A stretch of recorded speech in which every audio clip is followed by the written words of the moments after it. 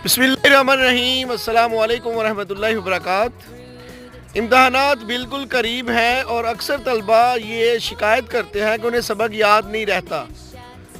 आपने अक्सर देखा होगा कि जो बच्चे मदरसा में कुरान मजीद की तालीम हासिल करते हैं, उनको जो सबक मिलता है वो सबकी के तौर पर उसको इतनी दफ़ा हासिल करते हैं, इतनी दफ़ा हासिल करते हैं कि उनको एक एक लफ्ज़ ज़ेर ज़बर पेश उनको अच्छी तरह अज़बर हो जाती है।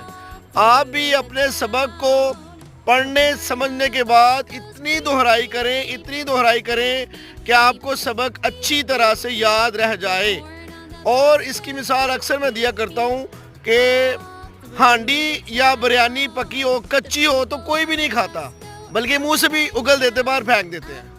तो कच्ची हांडी अगर आपको पसंद नहीं तो सबक कच्चा पक्का कैसे आप सुना सकते हैं? सबक को पकाएं अच्छी तरह।